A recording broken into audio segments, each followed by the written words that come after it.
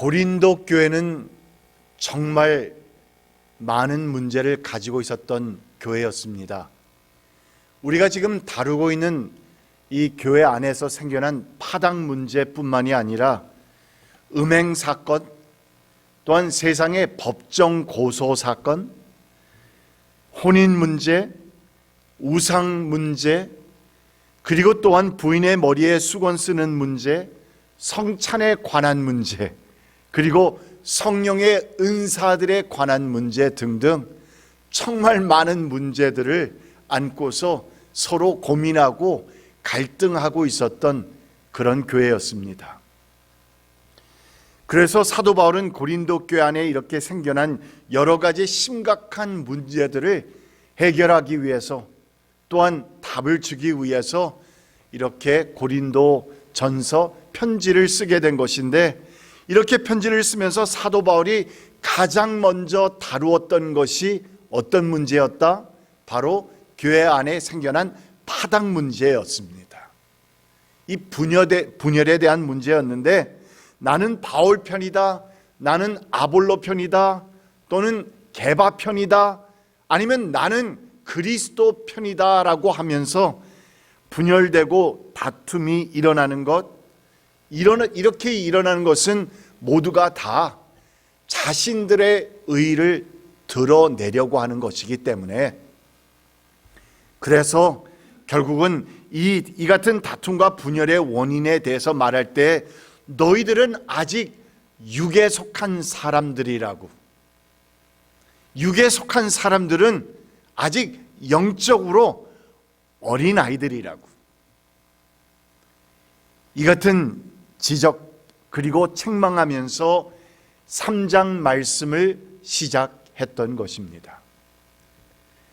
그리고 이어서 바울은 씨를 뿌리고 물을 주는 것은 우리 사람이 하지만, 그러나 자라게 하는 것, 그리고 또한 열매를 맺게 하는 것은 결국 하나님이시다.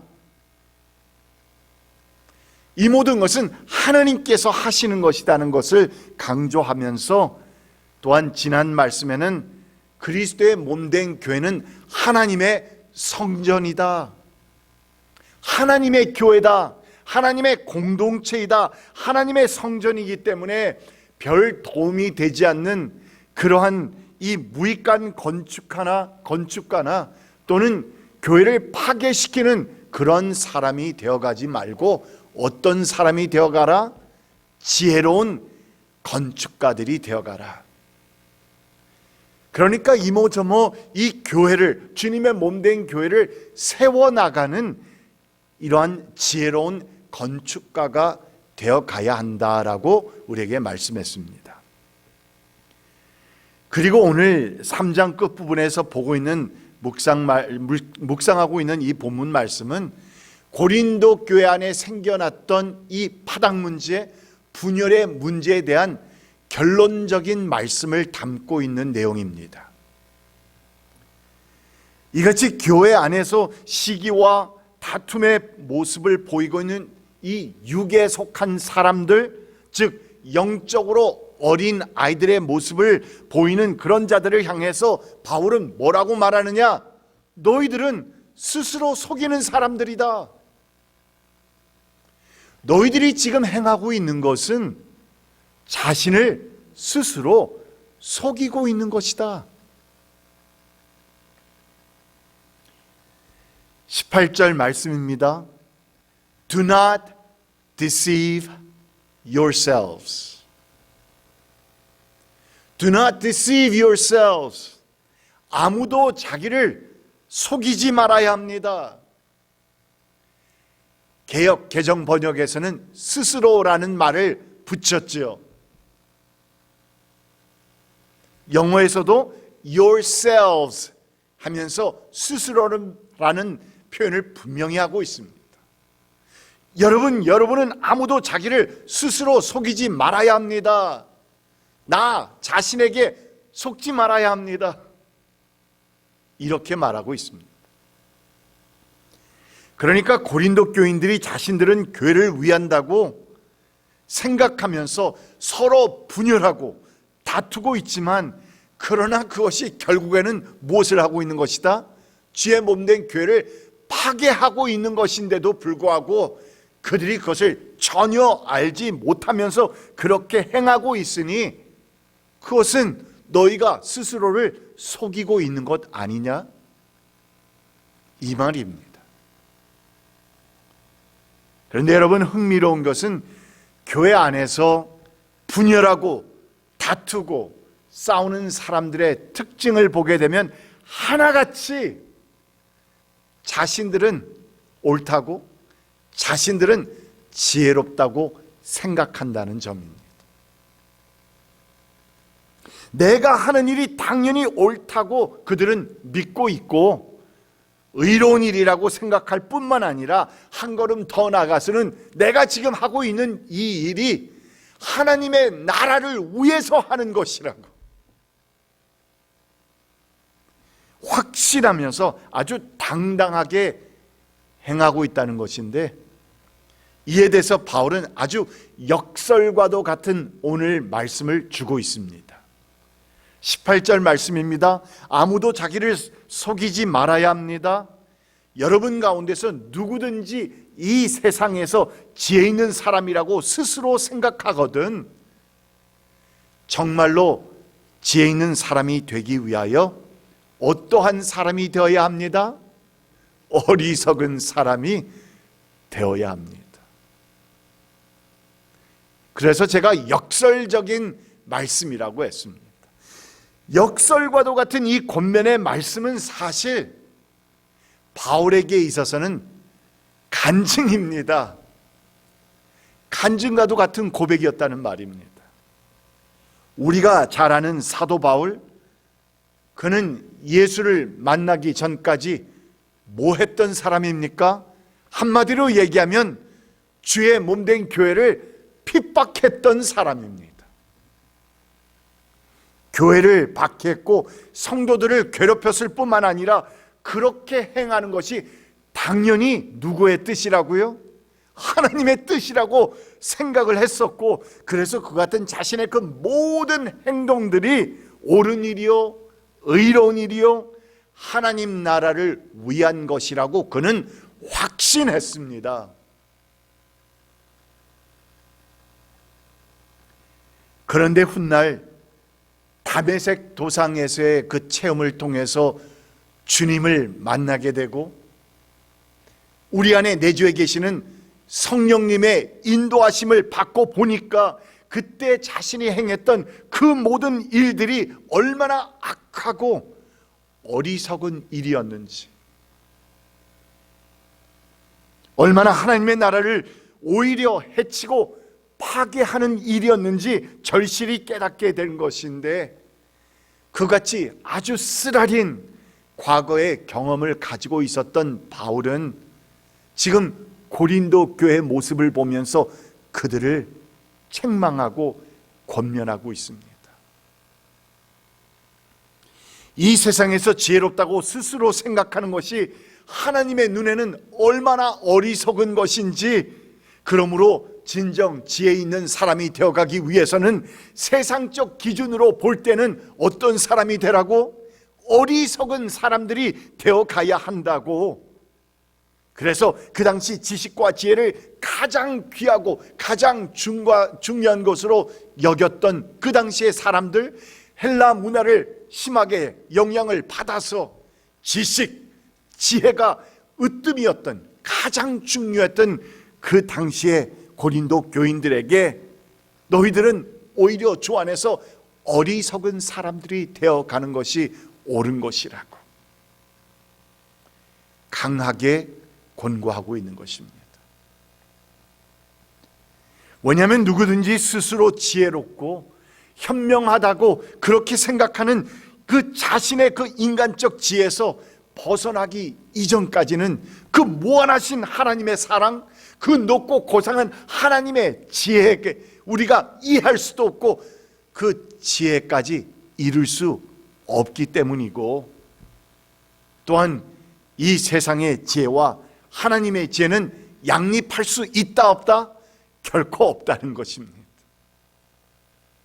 이 세상의 기준, 이 세상의 어떤 그 레벨, 그리고 또한 이 세상에서 생각하는 옳고 그름, 더 좋은 것, 이 모든 것을 하나님의 것과 비교했을 때는 이 모든 것을 다 보고 계시는 하나님, 전지전능하신 하나님에게 있어서는 우리가 생각하는 그 모든 것들이 다 그래?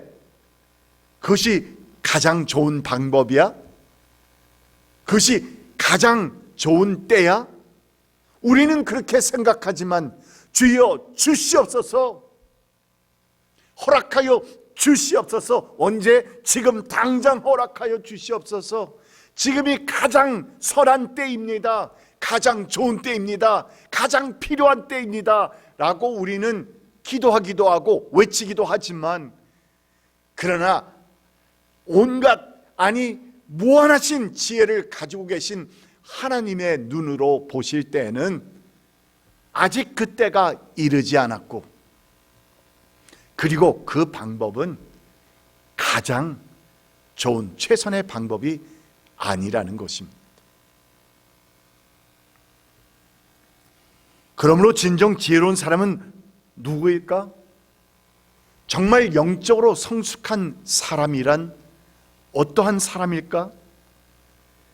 그는 하나님 앞에서 자신이 얼마나 없는 사람, 얼마나 부족한 사람, 얼마나 자격이 없는 사람, 얼마나 형편없는 사람인지를 정확하게, 확실하게 보고 깨닫고 있는 사람 아니겠습니까? 그런 사람은 결코 자신을 높일 수 없습니다. 자신이 한 그 일을 드러내거나 자랑할 수도 없고, 자신의 생각이 더 옳다고 맞다고 고집하고 아집할 수도 없습니다. 바로 이 같은 사도 바울의 그 마음 자세가 디모데전서 1장 15절의 말씀을 보면 그대로 나타납니다. 제가 말씀을 읽어드립니다.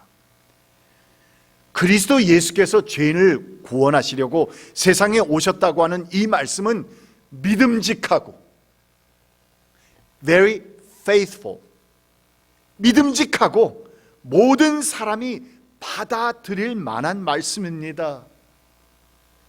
당연하지요.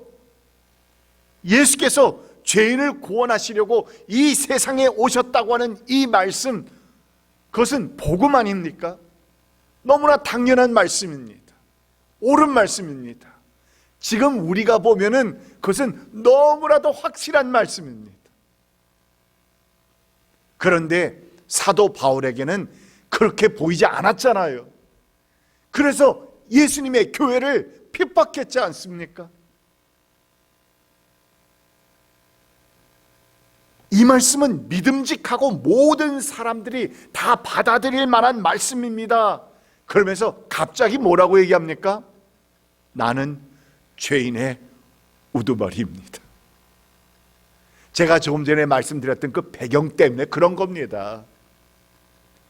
그러니까 예수께서 이 세상에 오신 것은 우리 죄인을 구원하시기 위해서 오신 것, 이것은 너무나도 믿음직한 말씀이고, 또한 누구든지 다 받아들이고 수용해야 할 말씀인 것이 확실한데, 나는 그것을 볼 수가 없었습니다. 보지 못했습니다. 아니, 그렇게 보는 사람들을 오히려 나는 핍박했습니다. 그러므로 나는 죄인의 우두머리입니다.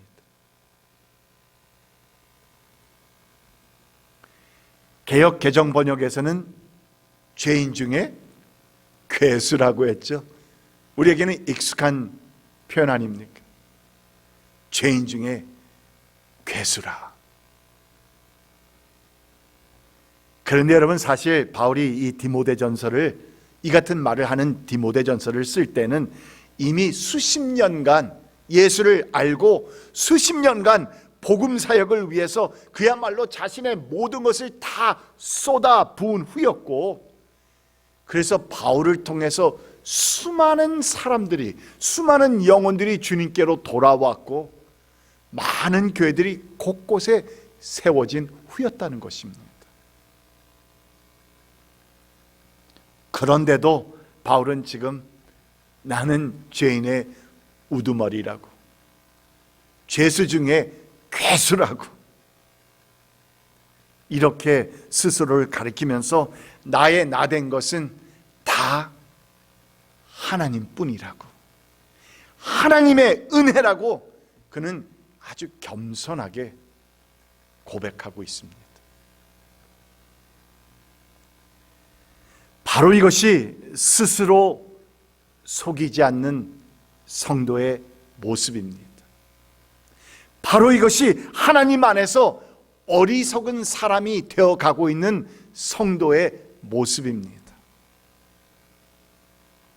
우리 모두가 하나님 앞에서 보여야 할 참 신자의 모습, 바로 그것입니다.